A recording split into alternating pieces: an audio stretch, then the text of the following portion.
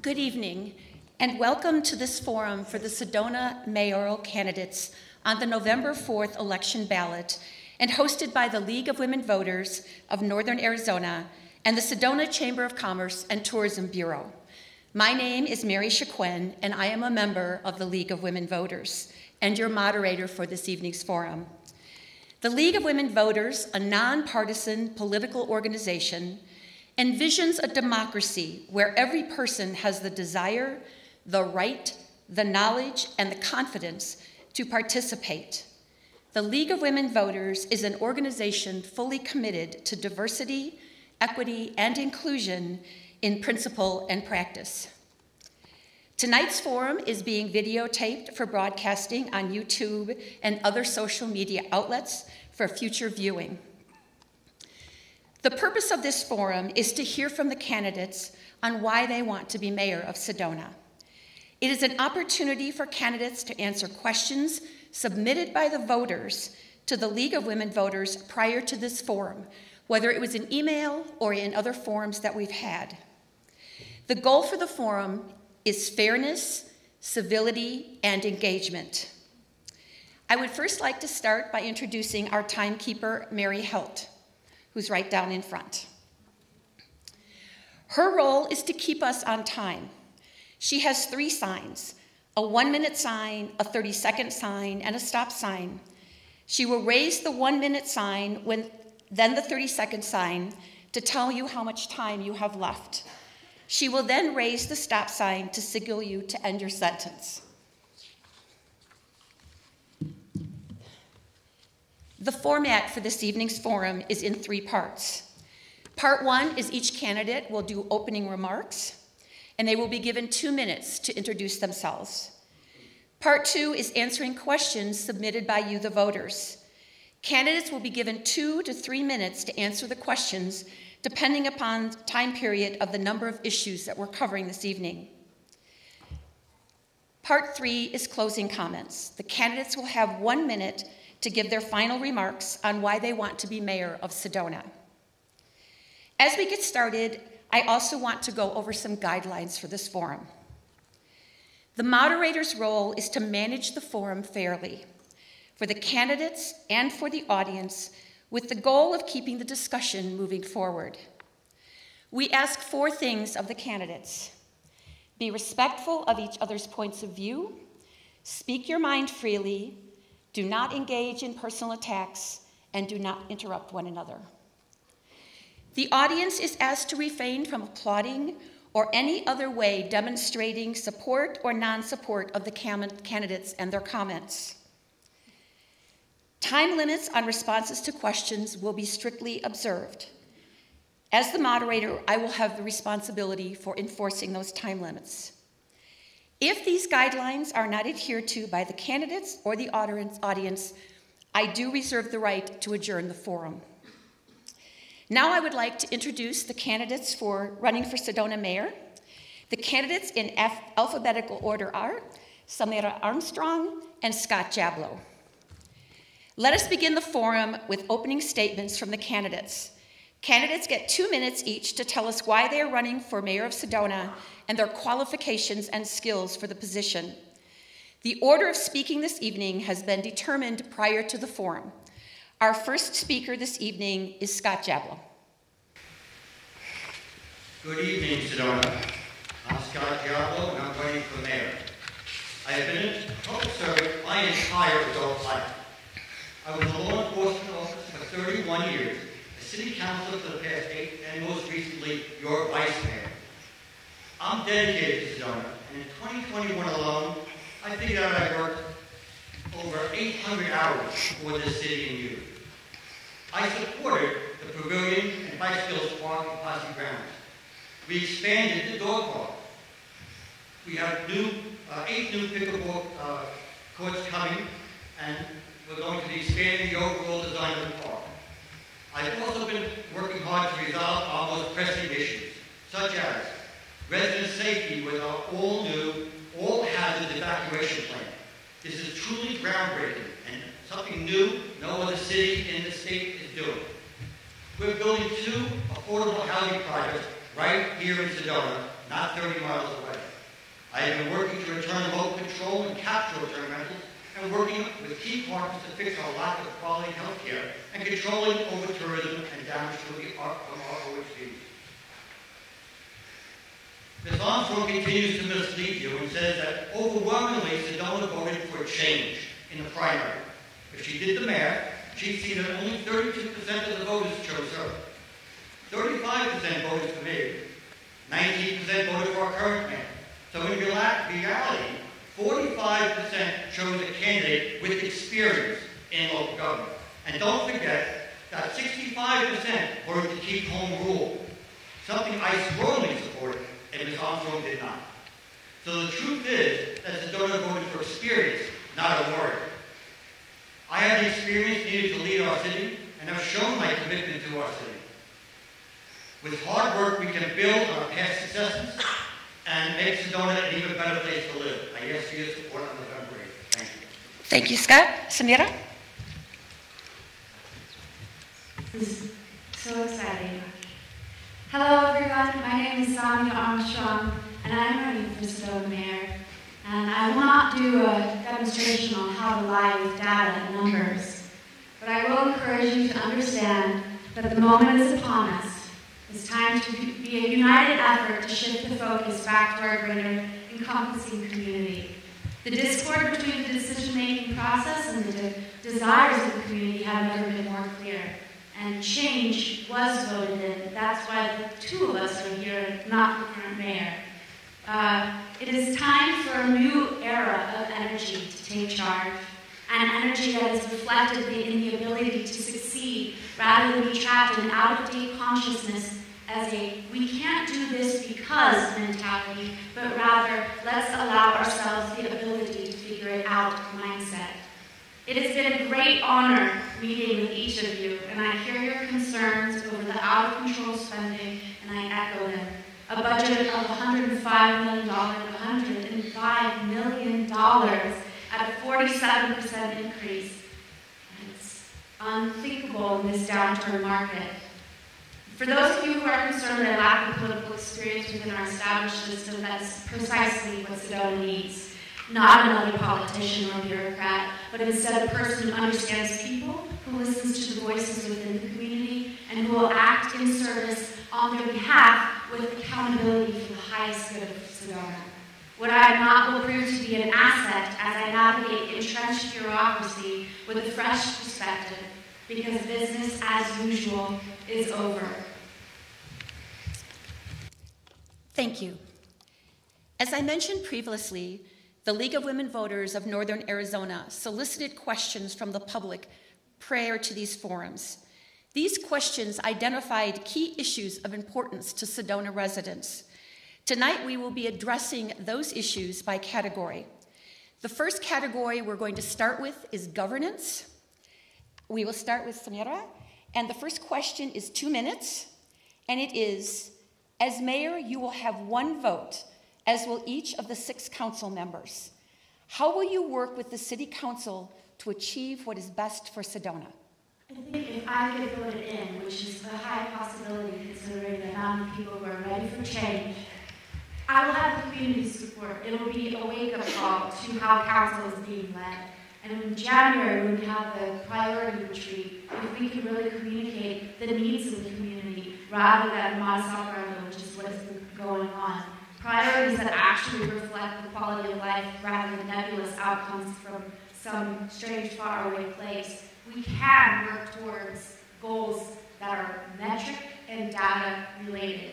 Meaning, when we set out to do something, we put time and energy in it, we need to know how much of a result will we be getting back. Not just some feel-good policy that this sounds good and it's going to save us down the line. We need to know exactly how and why we go about doing things. But the first and most important part is the voice of the community. And my getting voted in alone will be a big statement. And it's going to be with your help that we get across to City Council and City Management what it is you actually want. Because right now, surveys are being passed out to possibly 500 people speaking on behalf of 9,700. That can't happen anymore. That's why I brought up the RTS system. Simple software so that every resident who's registered as a Sedona as a Sedona local, can have their input put in a data system that will simply define what it is you actually want, so that we're not skimming the top of the squeaky wheel, so we can get a clear message across and work towards those goals effectively. Thank you. Scott. Thank you, Mary. Interesting. We do outreach all the time. We listen to the public. Contrary to what Ms. Armstrong thinks, we do our outreach quite well. We do public surveys. We have opportunities at every council meeting for 3 minutes, but even that 3 minutes may not be long enough, so I accept phone calls at home. I've been doing that for 8 years, not just now because I'm running. Ms. Armstrong mentioned the RTS system. Does anybody know what that is? I do. It's at our state capitol. You can either use it at home from your computer, or you go to the state capitol and register your opinions for anything that the state legislature uses. My phone works great. I'm very lucky. I have a computer. I get emails from people on every topic, and we listen. Just the most recent incident that we had was tonight. We were talking about the parking garage. There was a lot of concern about the parking garage, and we are putting that project on hold for many different reasons. Not killing it, but we're putting it on hold to do some more research. Also, where do you think we got this emergency evacuation plan from? From the public. I was contacted by residents in our town who said, Scott, I'm concerned about California fires in another state, and I don't want to see Uptown burning. It took almost 3/4 of a year. We are now doing that comprehensive plan from listening to our residents. We don't do things in a silo. We listen to the residents, and it seems to be working just fine, except for Ms. Armstrong. She tends to listen to certain people, but not all people. I'm out listening and talking and meeting with people 7 days a week. Many of you here, I'm sure I was able to meet with you over the course of 8 years, and I continue to do that. I will always have an open door and an open phone. Thank you very much. Thank you. The next question, Scott, we will begin with you. And it's 2 minutes. How does the role of mayor differ from the role of council member? What are the unique powers and responsibilities of the mayor, in your opinion? Well, one most unique power is to call an emergency, such as the mask mandates and COVID. The mayor was able to declare an emergency, and she took action that's only reserved for the mayor to do. The other things are, she runs the meeting. She has one vote, or the mayor has one vote. And controlling meetings and representing our city in public functions is that job, because we are 1 of 7. And 1 of 7 is exactly that, 1 vote of 7. In order to either affect change or work with the other councilors, you have to do just that, work with people. Now, I'm used to working with a lot of people, not just my council, but I work with our state legislators. I work with the county board of supervisors, both of them. I work with the Forest Service ranger. I work with our federal representatives as well. It's all about working with people. And the mayor is the most effective person to do that. And that's her job. Thank you. Thank you. Samaire? Yes, so I guess this is the adult version of I'm Worker, We're Glue at this point. What you forgot to mention was that council members have the ability to fight mayoral dictate when it comes to the mask mandate. He had the opportunity, even though he didn't believe in it, to fight it along with other council members. So in terms of leadership skills, I would argue that you would want someone who would stand up to for what they believe in, regardless if it's the status quo or if you're being pushed or bullied into it.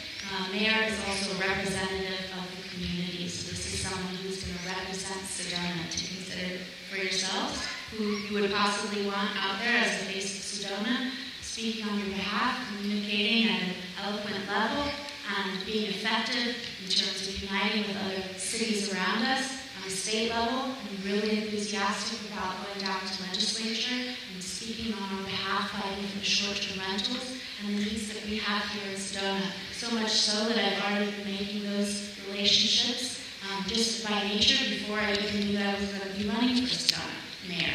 This is something that is in my intrinsic value set.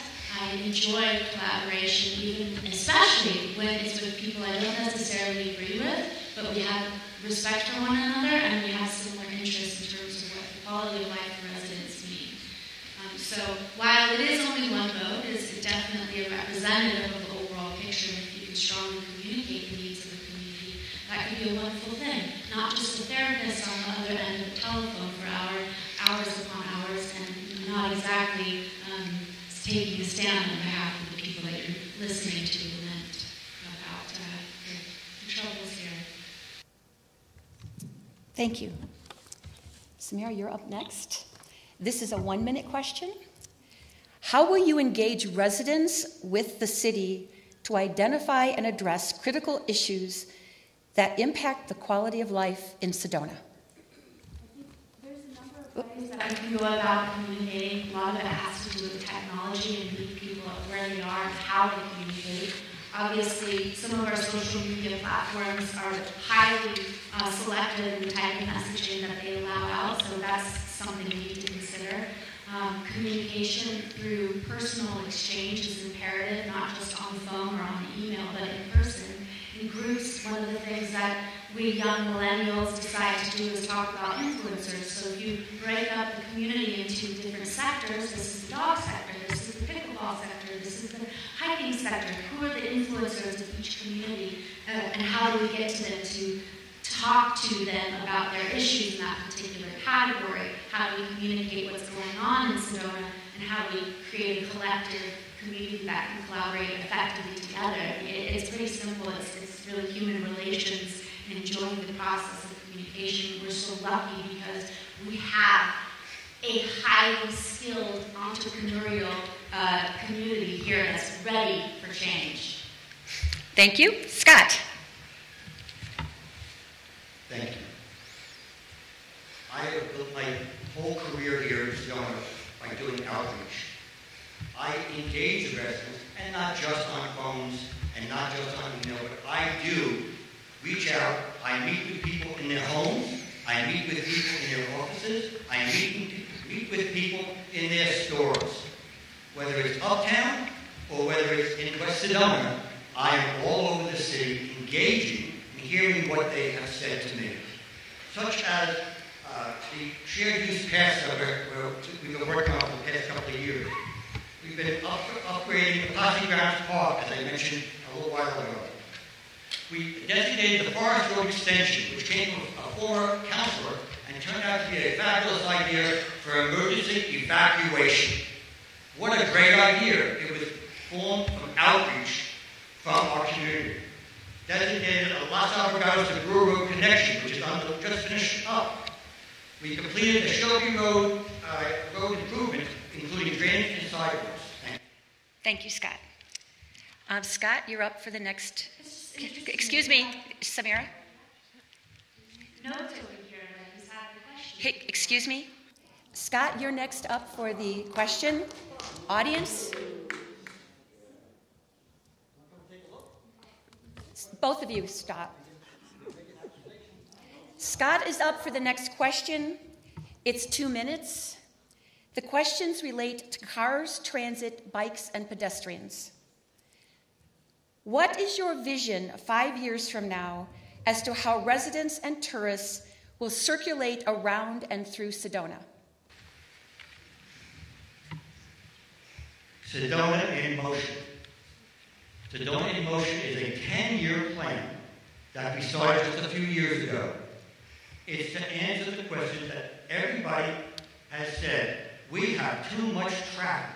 We have too many pinch points. And we have made changes. So in order to get cars through our city, we're eliminating pinch points. We have a problem on 89A at the Y. If anyone came in with that, our council meeting this evening, you heard us discuss the Forest Road extension coming down to 89A and a new roundabout that will be built at 89A and that intersection. We want a multimodal city. We are engaging 3 types of transit systems that we feel, and I support, will do a lot to remove cars from our streets. We have our trailhead bus system, and for only a few months in service, we have 143,000 people, and now as of last week, I don't even know what the new number is as of today, 143,000 people using that bus system to get people out of their cars. We have our shared use paths throughout the city, which is helping to get people out of their cars to walk and bike. So I support that as my plan for transportation. Thank you. Thank you. Samaire? Can you repeat the question? Yes, I can. The question is, what is your vision 5 years from now as to how residents and tourists will circulate around and through Sedona? Well, I think the key word is circulate. We need the ability to go from one end of town and circulate to the other. Right now it just goes like this, and we're stuck in the middle going back and forth. I will say I do not support the Sims project, especially the cost, the increase of tax that was supposed to sunset after 10 years, that was voted in permanently after 4 years. And then in terms of the shuttle system, based on the meeting that you had today for council, it looks like the numbers are drastically down and have no sights on increasing. In March, the ride share was 2,110 rides. That's not even people, that's one direction. And now it's down, in August it was 724. So again, one direction, meaning half of that. So that doesn't seem to be an effective capture rate to get people off of the street. You actually now have people on the street and also buses on the street empty. So the Sims project is a colossal waste of time and money, and you'll find out soon enough. But yes, the garage system was temporarily paused, and we are appalled at the price of $18 million for that garage. But we haven't even considered the sidewalks that they're going to be spending millions upon millions on to connect that. And anytime you put sidewalks down, that means you have less parking for cars, which means you will have more parking lots. What they are bringing in is more infrastructure to urbanize our community. Are you okay with that? I'm not. People come here for the rural, quaint, small-town charm. That will be eliminated with this individual in office. Thank you. And Samaire, you're going to be next. This is a 3-minute question, and it follows on what you've just been speaking about. Sedona is investing in shuttle services to trailheads and walkways to popular tourist destinations, such as Soldiers Pass. What changes, if any, would you make to the new Sedona trailhead shuttle service? What specifically would you do to make Sedona walkable for residents, such as building out walk-bike paths along Andante, Coffee Pot, and other resident-dense neighborhoods?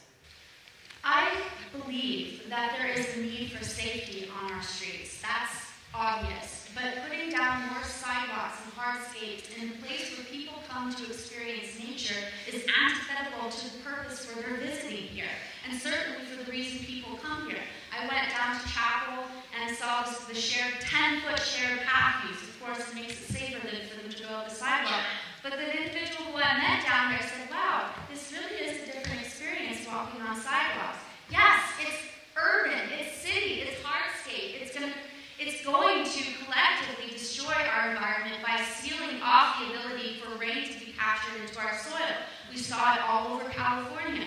So if Sedona was in fact walkable in the first place, which it's not, and it's not for lack of sidewalks, it's for the design of how it's set up, you can't walk from West Sedona to Uptown. It doesn't work like that, and there's hardly anything in between to get out of your car long enough to walk that way anyways.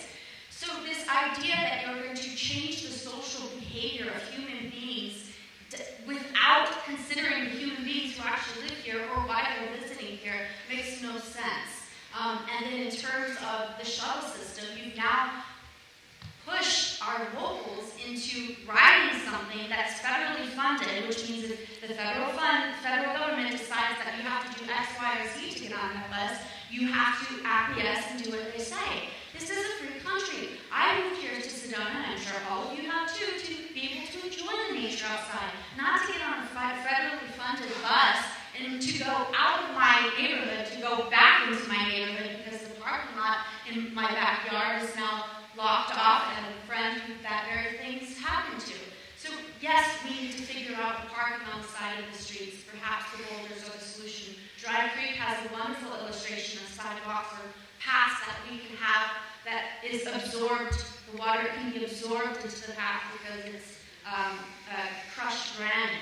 And Ojai does this very nicely. We have to balance the needs of the community and also the needs of the ethos of Sedona for why people come here. This is going to increase the heat. The more hardscape we have, we're going to lose our edge. I've heard it already. It's already coming. We have to maintain the dignity of this rural community, and that won't happen with more parking lots and hardscape. Perhaps rural dirt paths, or there's now a parking ability that you can spray a particular element onto it that's not bad for the environment, and you don't completely change the landscape itself. We can be creative with the solutions. We don't have to spend millions upon millions to do it. Thank you. Scott. Thank you. We can be creative with our solutions, but I'm not hearing real solutions at all right now. No real solutions at all.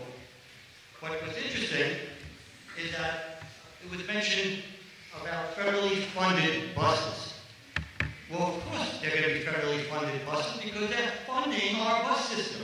They're helping to take the financial burden off of our city and from the sales tax money that is used to fund these projects. I believe in the bus system. It's only a few months into its infancy, or from its infancy. We need to move forward. And we're going to have 3 types of bus services. One is coming soon, the micro-transit system that will be an Uber type of service that residents can use. We're not going to, and we've never discussed, ever forcing residents to use the bus system. I don't understand where that's come up from, but we're not going to force anybody.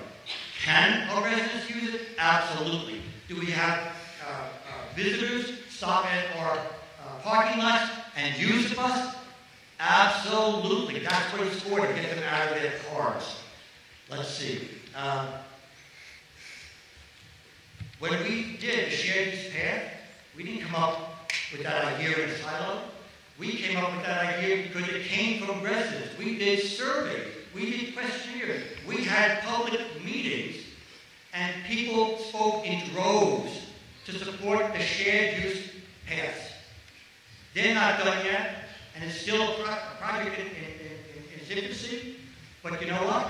Chapel Road, it's a heck of a lot safer than it was before, where we would have people walking down Chapel Road from the chapel down to 179. We can now have bicycles come out of the Mystic Trailhead and safely come down Chapel Road to 179 to go to the trailhead, instead of driving through windy streets through neighborhoods. There's a reason why we're doing what we're doing. Possibly you or your neighbors or your friends asked for it. We got these ideas. Maybe it's not you, but there are a lot of people who've asked for it, and we listen.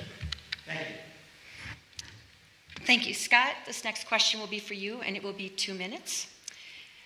There's a fact. The city is proposing a parking garage in Uptown Sedona. The project is budgeted to cost in excess of $18 million and provide approximately 262 parking spaces. And this information comes from the city of Sedona. The question: do you support or oppose the parking garage? Why or why not? And how do you propose to address parking in Sedona? That's a great question. That came up tonight, and as I mentioned earlier, I did not support moving forward because the price, and originally it was $18 million, it's now down to $16 million. And what's interesting about the parking garage, it was going to not expand available parking in uptown. We were going to remove several surface lots throughout uptown that cause vehicles to drive haphazardly up and down our streets. Even though they have signs directing them where to go, they're still driving up and down our streets, as opposed to a parking garage with one place in, one entrance and one exit right over on Forest Road. So the idea is interesting. The idea is actually came from business owners, not as many residents as I would have liked, and that's one of the reasons why I was not supporting it today. We're going to bring it back and do more study. Yep.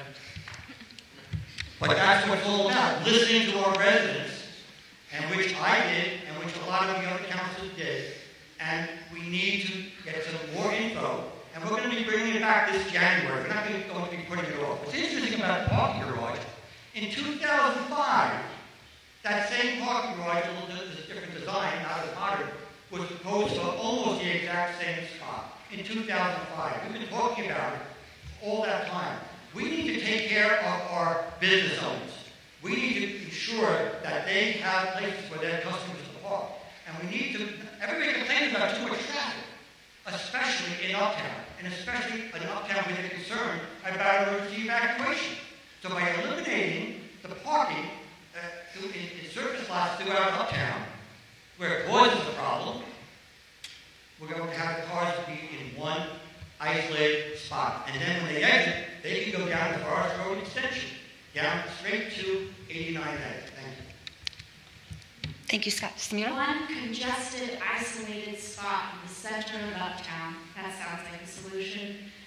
This is very emblematic of how the city government operates here. Community has a suggestion. For example, business owners in uptown, 2 of them had property right above the uptown stores and said, hey city, we have an idea. We'd like to sell you this property that you can turn it into a parking lot. In fact, it would be so wonderful. You can do a split level, it can go down, it's already an existing element, and then when the people come out into the street, it will be right there to shop, and it won't make an imprint on the land. Voila. The city said, no, that's too expensive for us, and years later went and bought that property at a different property where they're on Forest Road at even a more extraordinary price. And this is repetitive time and time again over community coming to the city and saying, hey, we have an idea, we can actually make a profit from the private industry sort of way out of this. And then the city says, no, we're going to do it ourselves. And we're going to do it in a way that takes away from you and makes us in competition with your ability. So to circle back to the shuttle system, another individual, local businessman in town, had bought 5 acres on Dry Creek with several other companies, shuttle companies, saying, hey, city, we have this land out here. We'd like to use it to park tourist cars. To answer your question, where should the tourist cars should go? On the outskirts of town, not in central. And then, as a shuttle service, we can provide, because we're in the Jeep tour industry, we understand visitation, we know how it operates, we can scale down in times of need, we won't have to lay people off, it won't be an extra cost to us, it's actually thinking smarter, not harder. Can you help us out with this, moving forward? No, that doesn't make sense. We're going to do it our way. So now we're in direct competition with you as private industry. We're fighting for drivers because we have far more benefits than you can, right? And now we've spent $500,000 on a shuttle system that's only the beginning of this robust transit system that they want to implement. Thank you. Samaire, you're up next. The topic is workforce housing. A fact, an increasing number of people who work in Sedona cannot afford to live in Sedona. Over 78% of the land within the city limits has been developed. And again, this is from the City of Sedona Community Plan. You have 3 minutes to address this question. Some have suggested increasing building density or annexing land adjacent to Sedona as ways to create more workforce housing. What are your ideas for creating more workforce housing, including the 2 suggestions? Great question. This is something that is really, I'm very passionate about, and I know you probably have a lot on your plate. You keep saying that I say outside 30 miles. I keep saying actually the word is within it, so just so you know, so you don't have to repeat that over and over again.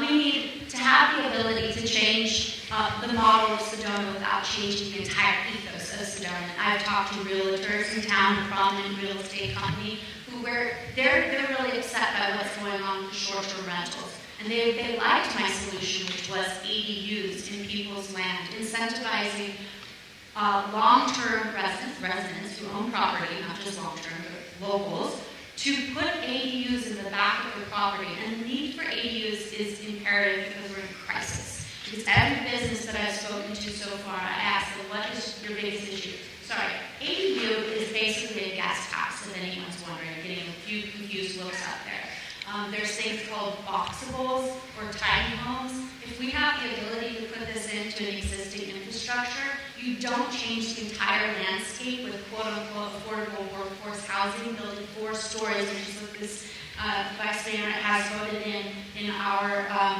up on Shelby. So I am vehemently against 2-story, 3-story, 4-story mass box apartments. That's just not how we exist nowadays. We are a community of individuals, and we need that sort of space to breathe, so to speak. So this ADU model is something that can easily be popped in. It doesn't even have to be built on site, so you won't have noise. We could use the incentives that the city currently has proposed, where they're giving short-term rental owners money to turn to long-term. But what if we use that money for the people who already just live here and want to support the community's need to have a thriving business? Without workers, and this is something that's evolved over time, workers haven't necessarily always lived here. But workers from Cottonwood now don't need to drive up here because they have an industry of their own. So we're in competition with them. So we have to change that sort of perception that, they can drive far and they should be okay. Yeah, they can still drive far. People from Cottonwood do drive to Flagstaff to go to work and vice versa.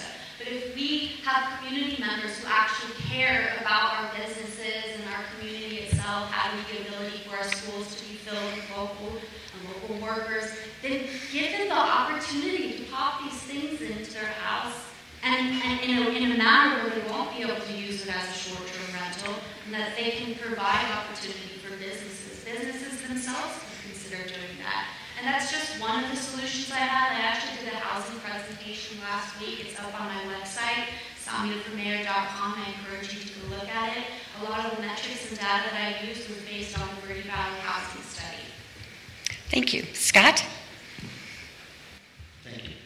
Yes, Ms. Armstrong's website is based on a lot of that information from the Verde Valley Housing Study, as well as the city of Sedona. And very little of what she just said was original. It all came from other people's reports. And there's nothing wrong with that. I'm glad she mentioned it. But there really was no original ideas.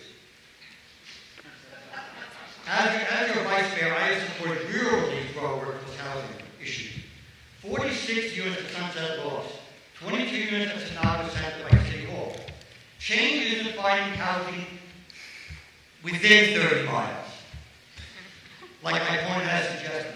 As your next mayor, my change includes how our housing plans can positively affect our local schools by returning students, the children of our workers, back to our classrooms, and to return our workforce to our stores. Okay? We have partnered with Sunset Loft LLC for the 46 units. We have a great plan. We are working on different initiatives to help offset the needs and to bring people back to our city. It's a great idea to incentivize short-term rentals to come back into long-term rentals. Whatever works is what I am willing to do, that we can bring our workers back to our city. That's critical. There's not a single business or office in our city that's not suffering due to lack of employees. So we have a plan. We're doing a lot to work toward better workforce housing. There was a recent meeting a few weeks ago by the state. They came in to City Hall and they were going to be talking about the lack of workforce housing around the entire state. This is a public and published meeting. I was there, council was there, the room was packed. Ms. Armstrong wasn't there. I don't know why she wasn't there. That was the opportunity. Once she could say, oh, I watched it on TV. She could have, but that's the opportunity where she could have voiced these ideas that she came up with. And she wasn't there. You know, I think we all have heard that the state has removed local control. You know what our state wants to do now? Remove more local control by forcing us to build heights, to build more dense properties and buildings throughout our city with no input from planning and zoning or city council or you, the public. This is what our state is looking to do right now. This is a critical meeting. I was there. Many people spoke. That's the time to share different ideas. And we told this board that we don't have a workforce housing issue because of lack of housing. We have a workforce housing issue because they forced short-term rentals on us, and we lost the workforce housing we have. Thank you. Thank you. Scott, the next question is for you. This is on environmental stewardship, and they'll have 2 minutes. Do you believe that climate change presents a threat to the residents of Sedona? Please comment on the city's existing climate action plan. I do believe in the climate action plan, and it's something that is happening to everybody. It's happening across the country, it's happening around the world. Some people believe in it more than others, and I understand that. Some people take offense to even talk about the climate action plan, but people are entitled to their opinions and views. I believe in it. I believe that what we do in Sedona will have a little impact, but I want to have whatever impact we can. And we had hired a staff of 3 people to research it, to look at our water usage, to look at everything that we do. We're incentivizing a plan to help people who can't afford to make their house more sustainable. We're going to help them monetarily if they can't afford it to make that happen. The biggest issue of climate action plan, again, came from the public. We reached out to those who wanted to talk, and it's an ongoing process, and yes, it changes, it evolves, but it all started from comments from the residents, and that's what I believe in. And I'm following with what our residents wanted. Thank you. Thank you. Garbage. Absolute and utter garbage. The climate action plan's solution is more solar power, electric vehicles. It all seems to be taxing our electric grid. How many of you are from California? Just raise your hand. No one has to look. We all know what happened with the greenwashing agenda and how poorly it taxed our infrastructure and our bank accounts, and how ineffective it was at creating a solution for our environmental catastrophes. We have to operate from a place of reality. Climate change can't be a belief system. We can't believe in the climate action plan. We have to believe in data, in scientific metrics that mean something. The science is not settled, as they say. It is evolving. Climate changes. There are many people who disagree with the narrative out there. There was never a debate in council when this climate action plan was presented and pushed through. There was no debate on the science. It was just agreed upon by 6 unique ideologues who decided that their belief system meant more to the city than the collaborative interest of our community. And I am vehemently against an ideology leading a community. Thank you. Samaire, you're next on the question. And this is regarding health care. And you'll have 3 minutes to answer the question. What are your ideas to improve resident access and continuity to both primary and specialty care in Sedona and the Verde Valley? What role should the city play, if any? It's really important that, again, we use this new creativity towards our solutions. And I've been hit by an allegation against me saying that I believe that everyone should have concierge doctor service like the millionaires I know in California. I know one person with concierge service. And yeah, that was nice for her, but I do not certainly expect that anyone else can operate under that system. My family uses Helio, which is actually a provider service that's outside of the insurance paradigm. So it's a subscription. One individual pays $75 a month. The family has a family package of, I believe, $150 a month. And they buy into sort of a Groupon purchasing of various blood work or needs that their patients would require. It's a really interesting model, and it's highly competitive. And it's unique because you have access to your doctor at all times. He's available to you through an app. And so it's a wonderful opportunity in terms of primary care service that is affordable, because when he buys through this Groupon type of element, the cost for things go dramatically down. In fact, I had really good insurance in California, but I was able to get blood work here through that process at just like a fraction of the cost. And they're unfortunately incapable of seeing new patients because they're all filled up. What their suggestion was a model, many people, many doctors coming to the area doing that model. And I have talked to other doctors in the area who left NAH because of the policies that they have implemented that require people to do asinine things and behave in bizarre ways for the sake of the medical cult, so to speak. So opportunity for competitiveness is essential and key. People also can have the opportunity. Nowadays, there's a naturopath in Flagstaff who works with trade and barter.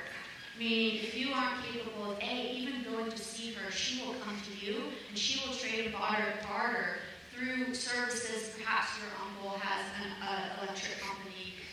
She will see you, he will be your electrician for trade and barter. That's the origin of capitalism, by the way. I did speak with Josh Tinkle, and he is very enthusiastic, especially due to the polite pressure of the community that you all provided to them.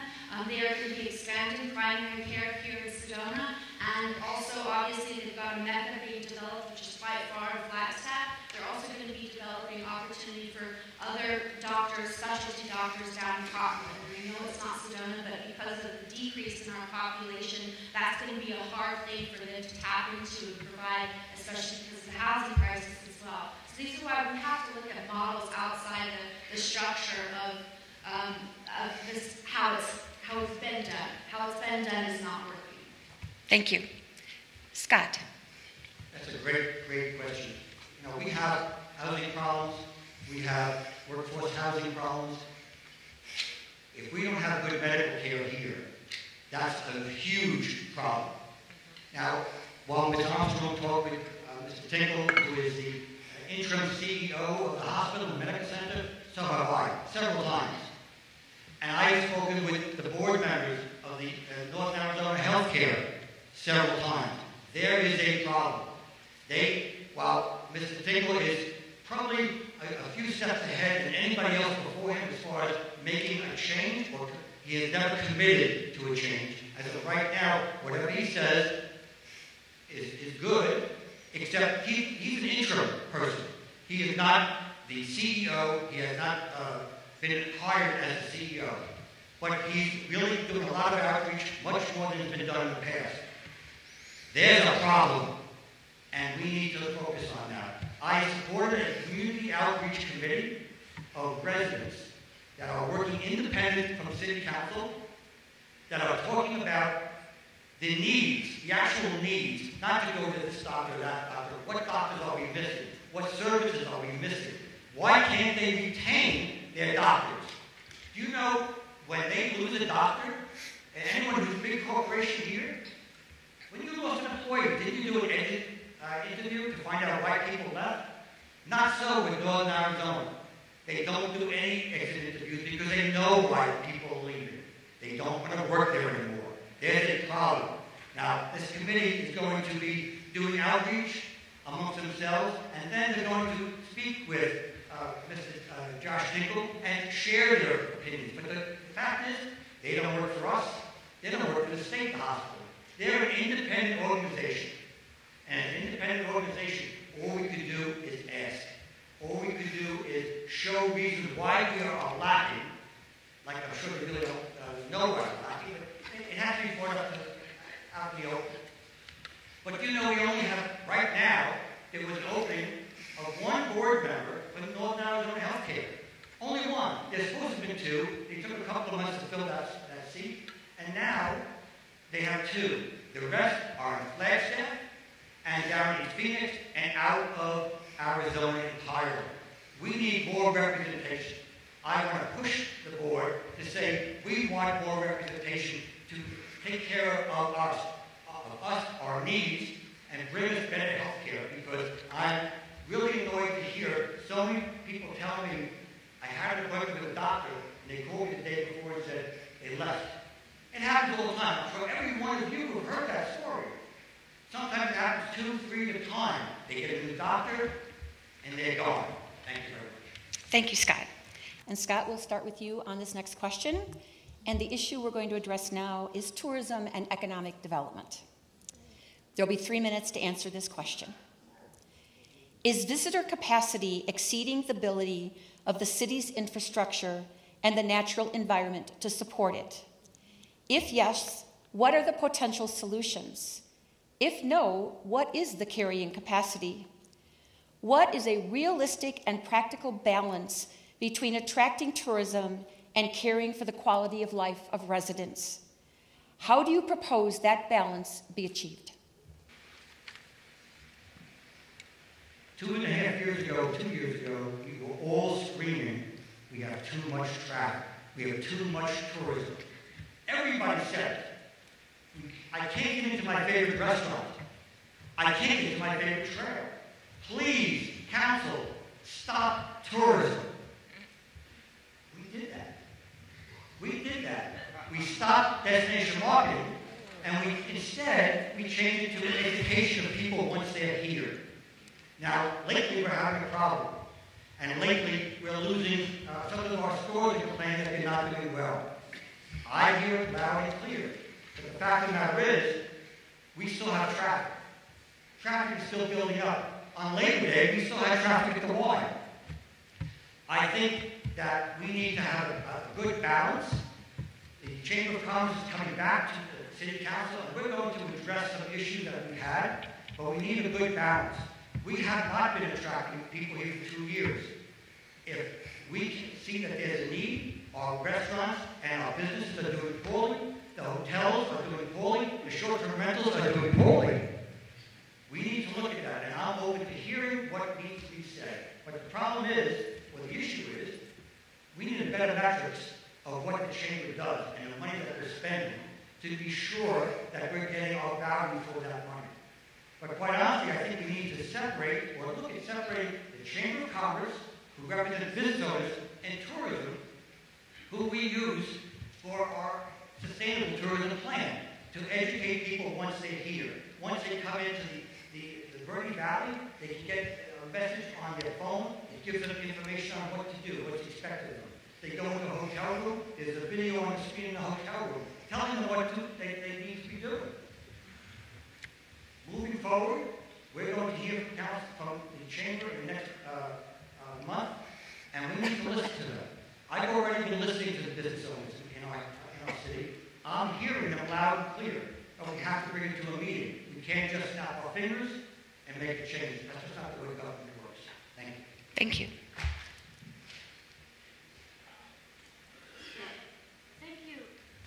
Thank you, Mr. Jablow, for illustrating so eloquently how we're suffering because of the consequences of your choices that you've implemented into our city. We are suffering. If you're a business, I hope you're appalled at what's going on. And this is the reason why. He just illustrated it for you. He got rid of marketing. Altogether, it's gone. And your business is now in a downturn because of it. Because there was not an individual who fought for you with finesse and an understanding of an ebb and flow of visitation and the economy that changes. We were in the height of the pandemic when that plight, that scream, that cry from the community came. And you acted in the midst of hysteria, creating a solution that later created more problems. And that is the issue. There is no foresight, there is no thoughtfulness, there is no contemplation, there is just reaction. And we can't have that anymore. We have to have the ability to withstand the tornado of the moment and think and contemplate from a heart-centered place with a proper, balanced mind. And when we do that, when we have the two, the heart and the mind, we can move forward with solutions that actually make sense. I think it's interesting that after 8 years, you're finally asking for metrics. I've never heard you say that the whole time you've been. I've been to these council meetings. It's good you're finally saying it. Quite frankly, I think you're stealing a bit of my platform, but that wouldn't be unique because you tend to do that quite a bit on council as well. And I'm seriously concerned that if you were to become mayor, whose ideas at that point you would be taking. Visitors don't come to this rural, beautiful community to go in front of their telephone and be told how to vacation. I'm going to go, okay, I'm going to go out here and I'm going to treat the land dignity. It starts with culture. It starts with community. If you go to Hawaii, you know you do not touch the rocks. You do not mess with the trails. You stay on the path and you respect it. In fact, you even leave a token of your appreciation for allowing you to be a part of that. But how in the world could Sedona's community reflect that when we're not treated that way by our city? We need to be treated with dignity. It needs to start from the culture of the community. We are the ones with the vision. We define what happens here. Not the Chamber of Commerce, God bless them, not the city government. It's us. It's up to us to bring festivals that are unique to our core memories that we do every year. You use those shared use pass for a LED Lantern of the Lights festival where we all come together collectively as a community with our kids and our elders, and we walk that path from one end to the other, and at the other side of it there's food trucks, and we celebrate, and we do it every year, gosh darn it. And we do it so much that suddenly the visitors want to do it too. But they don't go and they don't throw trash into the yard, and they don't leave trash to the javelinas. They respect it because they're emulating how we are respected and how we respect it. Thank you. Samaire, the next question is for you. Sedona is heavily dependent on tourism for sources of income. What other types of industries would you work to bring to Sedona that would not only diversify the sources of income, but could conceivably bring good-paying jobs to the area? And you have 3 minutes for this question. What we need is a good fiber optics for the people who are working remotely. See, the beauty of what's happened in the last few years is that there's been a sifting and sorting process. And just like myself, who has a small family, I came to a place in my community where I grew up to get that quality of life that I had when I was a child. People are leaving in exodus, the cities and coasts all over. They're coming for sanctuaries to live here and create a life with roots within this beautiful sacred land. That's happening.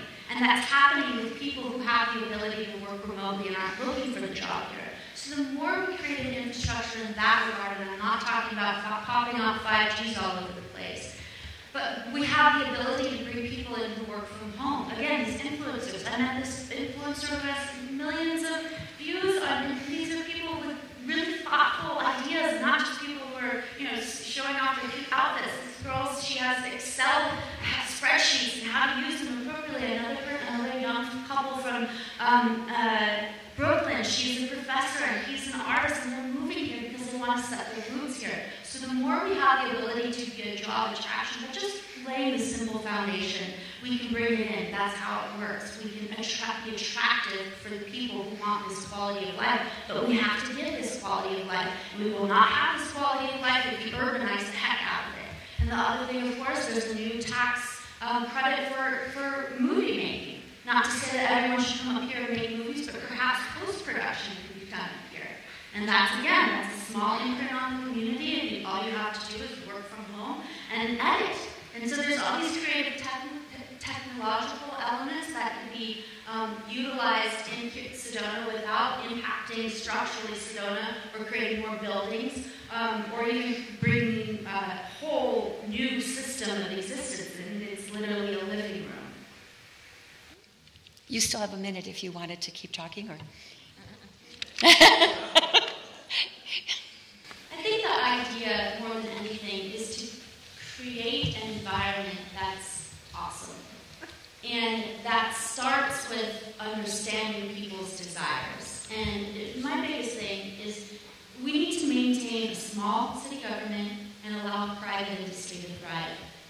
that's when you can determine if it's effective or not. The thing with local government, any government, is there's no accountability. If you make policy, you do something, and it doesn't work out, well, you don't get fired for it, unfortunately. Sometimes you get voted back in over and over again. Private industry, if you give them the groundwork, the framework, there are so many interesting entrepreneurs in town. And they're just coming here. But they need a place to live to be able to do that. That's the first step. Thank you. Scott. Well, Ms. Armstrong and I agree on something. They need a place to come and live. That's very true. And that's the core value of what we need to do. You know, we do need fiber optic. We're going to be listening to Yavapai County. The next council meeting talk about bringing fiber optic throughout the entire Yavapai County. And to even the Coconino County side of Sedona is going to be the next council meeting. Businesses, workforce, businesses from home, workers from home, can't do much with the core that we have. So that's critical. But we need better schools for them when they bring their children here. But we need doctors for their children, because I think there's only one pediatrician in all of Verde Valley. Maybe there's a second one. From what I was able to find, there's only one. Who wants to bring their child here to start a family when the closest pediatrician is in Flagstaff or even Scottsdale or Phoenix, and the child gets an ear infection? They need a pediatrician. But we need to have market rate housing so that people who are older and can afford to have a business here, they're retiring somewhere and they want to bring a home business here, even they can't afford to move here because there's nothing market rate. There's nothing work for it. Tiny homes is a good idea. That's a problem too here. We have to work through that. We need to be able to do more to allow the businesses to come here.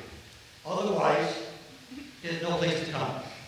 So, Ms. Armstrong mentioned earlier about housing up by the Humane Society on Shelby.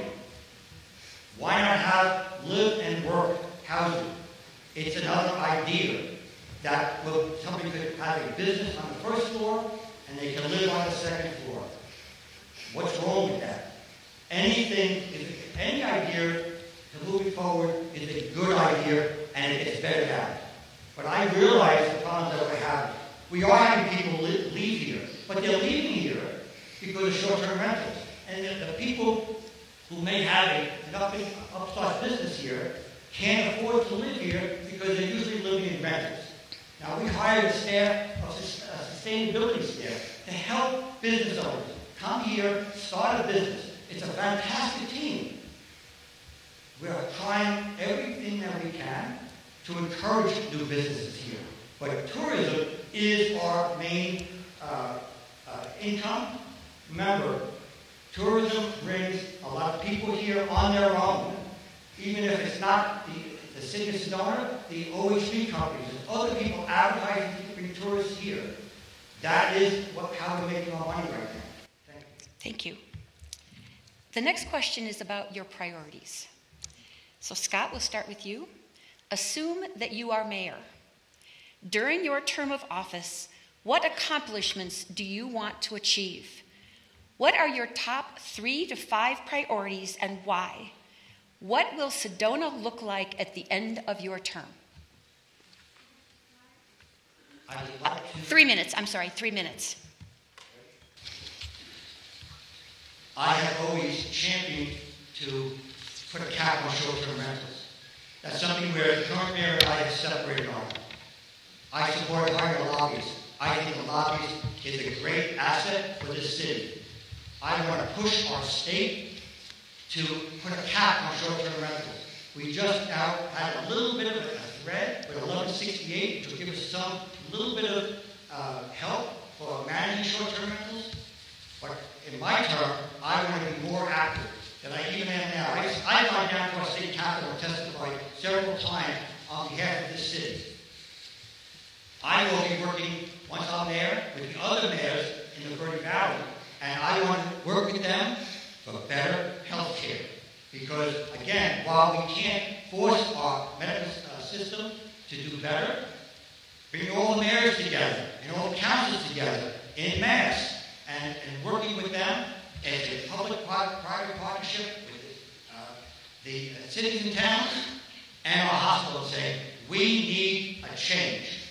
So I want better housing and cap on short-term rentals, and we need better health care. And I will push also, I mentioned the Yavapai County bringing fiber optic. They gave us a presentation about a year ago. Well, it's not going to be the same plan. I want to try to hold them to the plan that they proposed just a couple, 6 months ago, 8 months ago.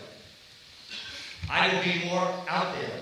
I am certainly known in this city for being all over, and I will be there for our residents, as I have been in the past 8 years, and I will continue to be there for everybody to listen to what they need. And I will just continue what I'm doing as far as, I know Ms. Armstrong has a key spot for her, but you know what?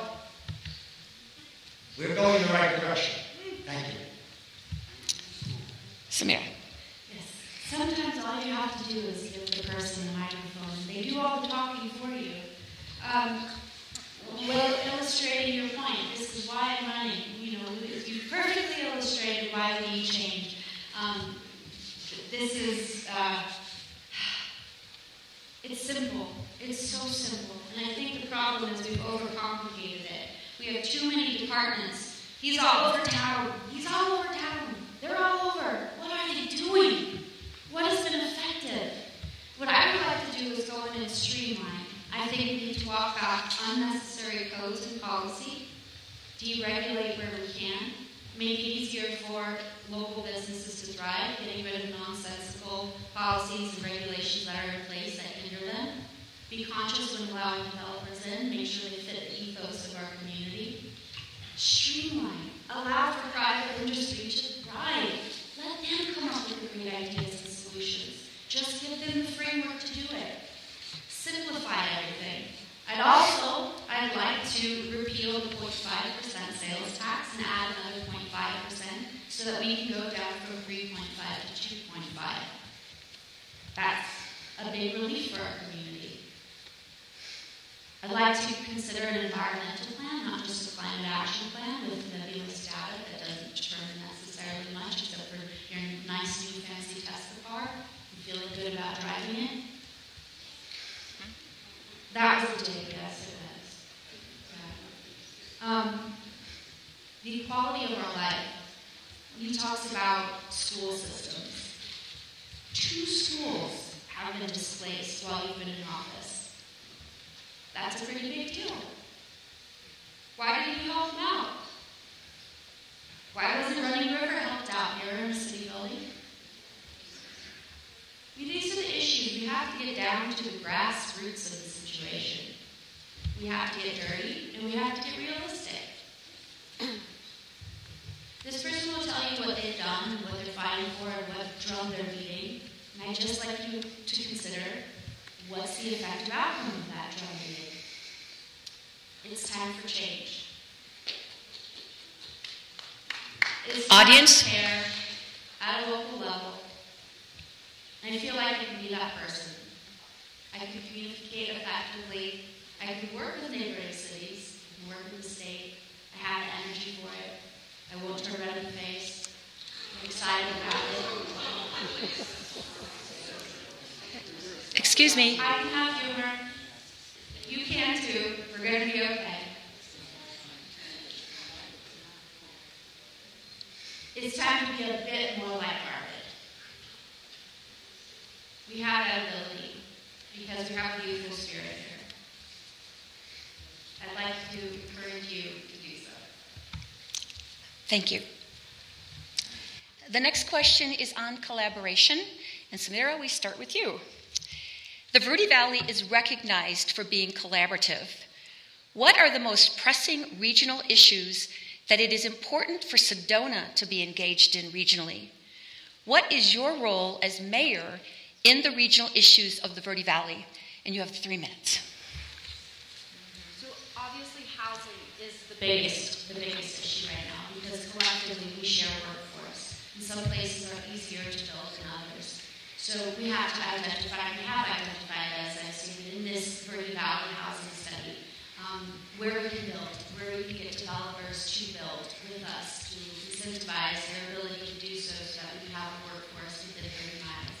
We're looking at properties in Rimrock, we're looking at properties in Clarkville, we're looking at Cottonwoods annexed several properties very effectively. And at that particular meeting that you said I didn't go to, but I did in fact watch, I didn't hear you speak on our behalf, but the Cottonwood mayor was very eloquent in communicating the need for capping the short-term rentals. I think the state totally heard that. And it's not that we need more properties developed here in Sedona, it's that we need the ability to have the housing supply that already exists go to the local workforce when it's possible. And beyond that, as needs come up through our global issues and crises where, discussion or potential wars are at play, that's going to affect our supply chain in a major dramatic way. So how can we as the Verde Valley be ready and prepared for food crisis that could potentially come up? The food bank is already down in donations. They're not getting what they had once received from the community, and people, even grocery stores, have less supply. So these are things that we need to collectively work at together with communities in the surrounding area, because it affects all of us in unique ways, but we depend on one another through transport of all these supplies as well. And going forward, I think it's important too to mitigate the land effectively and appropriately. People are without houses. There's what we found this in California as well. A lot of the fires that occurred were because of the homeless issues out there. So understanding the nature of the housing need and how that's impacting our sacred land and surrounding environmental issues out there, working with the Forest Service really diligently to take care of that land. And remembering that because we are a tourist industry, people come here for the beauty, so we have to maintain that eloquentness of Sedona and not let it be trashed in crisis moments. So thoughtful contemplation on how we can uniquely use one another's communities to support each other in their specific needs. Because Cottonwood has different needs than Clarkdale and Jerome, than Sedona, and so on and so forth. Thank you. Scott. Rimrock and Clarkdale housing. What does that do for our schools here? I don't know.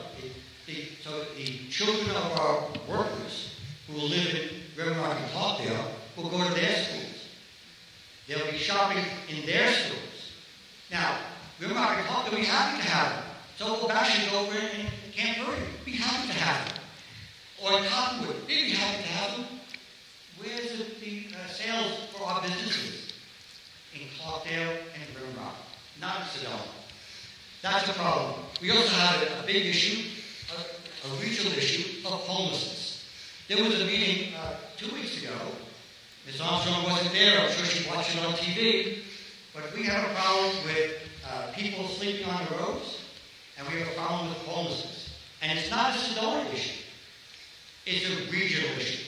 So by working with the mayors of the other cities and towns in the Verde Valley and other organizations, we need to come up with collaborative ideas on what it could probably never be solved, because otherwise cities and towns in California, San Francisco would have solved it right now.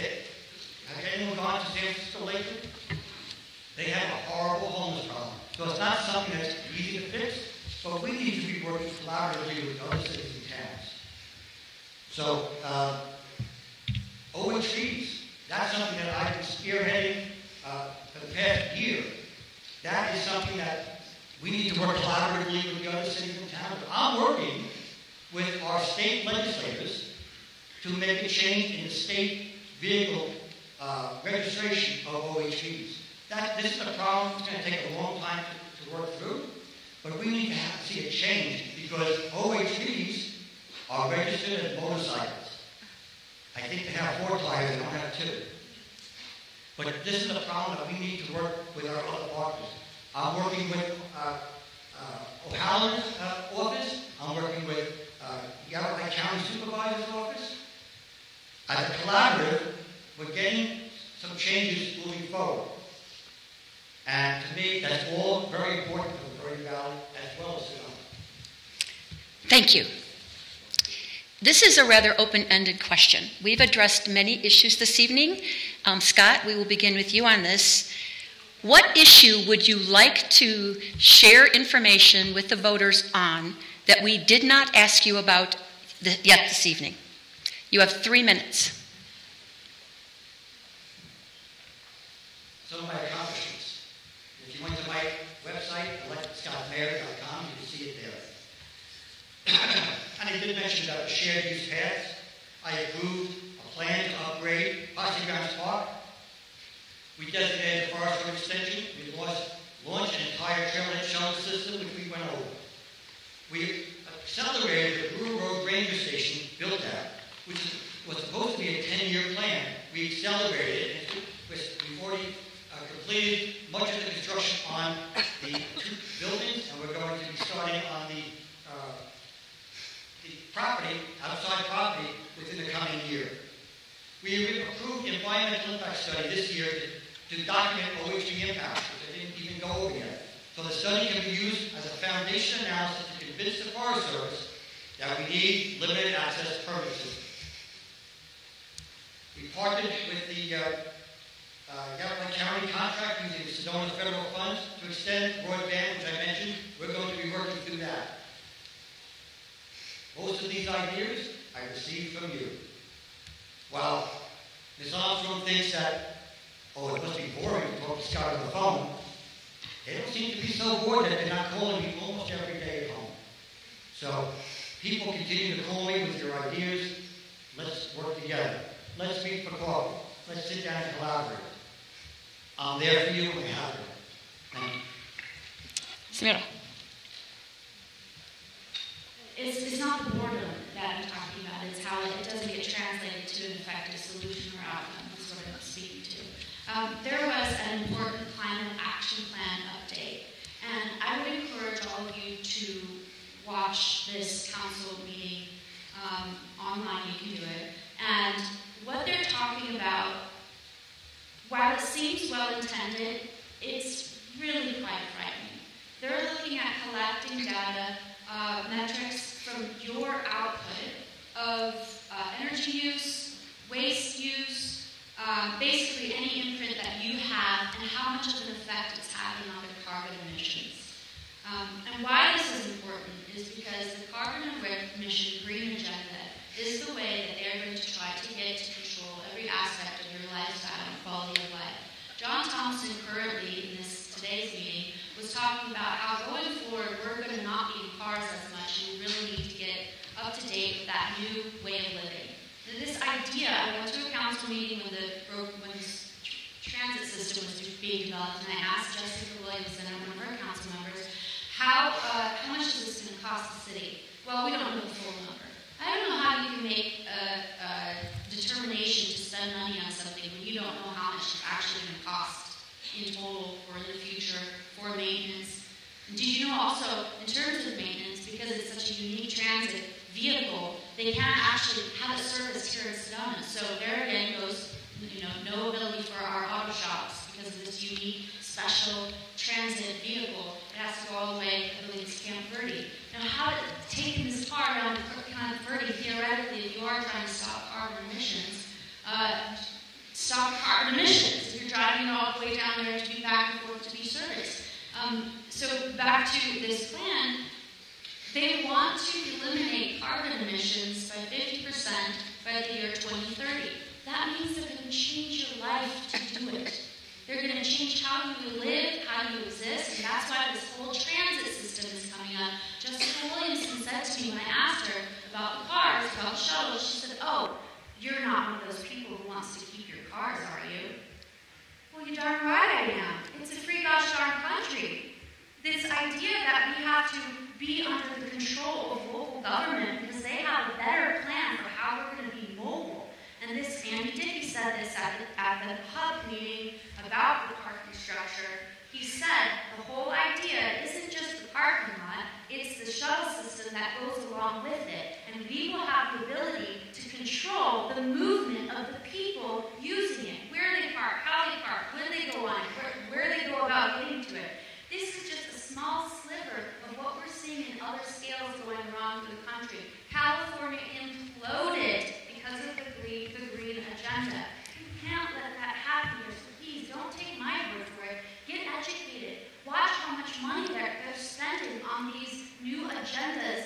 Thank you. What they expect you Thank you. to operate under. Thank you. We've now reached the time of the program for closing statements. Samaire, you'll be first. You have 1 minute.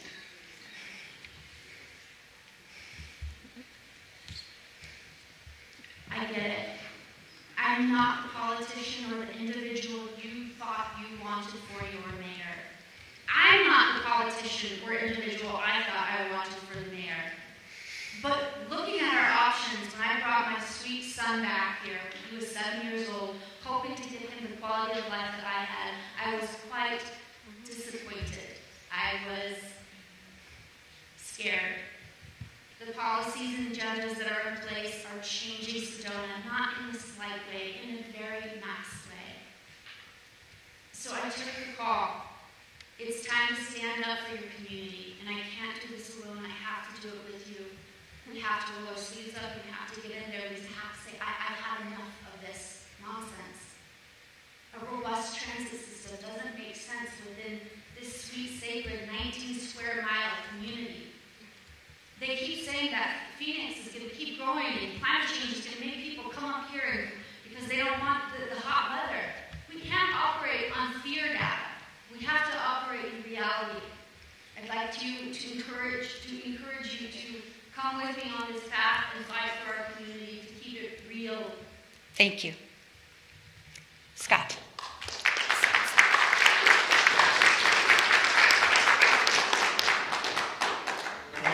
Scott.